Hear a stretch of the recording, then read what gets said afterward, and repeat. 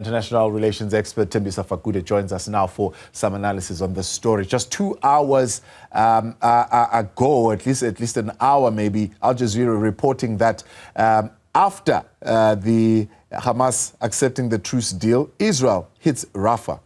The Times of Israel saying the Hamas claim of accepting the ceasefire is just a ruse. I mean, is this in any way putting the ceasefire on a precarious route here? Yes, Benjamin Netanyahu is not interested in a ceasefire. He wants to prolong this war because he's got his own problems.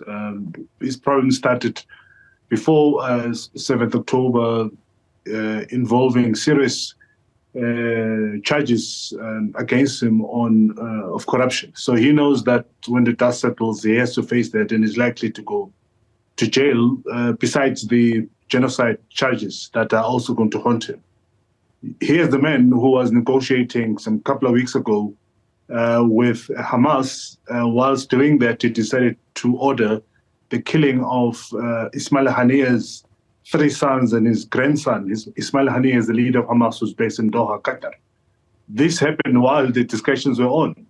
A couple of days ago, when the renewed negotiations were announced, Benjamin Netanyahu issued a statement saying, truce or no truce, is still going to go to Rafah. So clearly he's not interested in a ceasefire. He wants to see this prolonged so that he can save his own skin and prolong his tenure in power. So the U.S. saying they are reviewing the Hamas statement. They are the ones, of course, who brokered this deal alongside Qatar and Egypt. What are they reviewing? Well, they are waiting for the Israeli delegation, who was not in Cairo when this deal was negotiated. So we've learned over the past couple of hours that Israel has sent the delegation to Cairo to look at the deal. But already Hamas has communicated its acceptance of this deal to Qatar. And today in Qatar, you had the Americans and the Qataris sitting, waiting for the deal to happen in Cairo. So clearly, the fact that this has been communicated, it means that Americans have accepted it. Now the ball is squarely in the Israeli court, particularly that of Benjamin Netanyahu. So they are saying now the Israeli military is said to be striking Hamas targets in Rafah, and they're urging about 100,000 people to leave the city. Where are they moving to? Because the people are saying there's no space to move to, but Israel saying they've expanded a humanitarian area in the Palestinian enclave.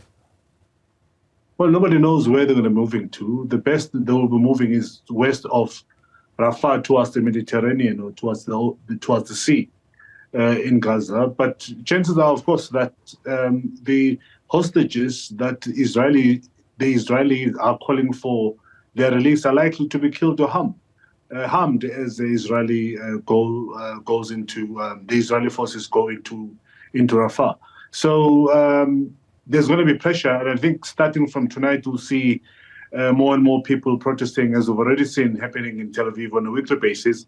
We are likely to see those people pushing ahead now, pressuring Benjamin Netanyahu to accept the deal. But of course, if Benjamin Netanyahu accepts the deal, chances are his government is going to collapse because the right-wing part of his government has vowed to collapse the government should he accept a ceasefire. Two, if he doesn't accept the ceasefire, of course, he's likely to lose a lot of friends, particularly the United States, and is likely to see the protests growing. So either way, he's in a much more complicated position, and it's currently going to be very much pressured by all of those elements I've just mentioned for him to accept the ceasefire. So the State Department spokesperson Matthew Miller saying the U.S. cannot support an intensified military operation in Rafah. Is that just lip service, or will they actually do something about it? Well, they've already doing something about it. They've already sanctioned some parts of the Israeli forces. They've made it very clear on a number of occasions that they're not going to support the further incursion of Rafah or any part of Gaza for that matter. Joe Biden is under pressure because of the student protests inside the United States. The European Union have said so. A number of countries have said so. We've heard not long ago Belgium, Deputy President, vowing to continue with sanctions against Israel as it continues to bombard parts of Gaza. So pressure is heating up for Benjamin Netanyahu to not to go to Rafah, but notwithstanding, he has done so. We know that they started bombarding, has killed at least 50 people today. And as you correctly said, there were pamphlets that were distributed to the residents of Rafah, those that are refugees or internally displaced people, to move away from certain parts of Rafah as the Israeli forces plan to move in and finish the business in inverted commas, as Benjamin Netanyahu stated. A hostage deal, far from a lasting solution, but is this the best that can be put in place right now? Well, that's the only thing that Hamas has. Hamas has hostages, and the only way that they can negotiate a future political solution, including the unblocking of or lifting of the blockade of Gaza, is by using the leverage they have at the moment, which are the hostages.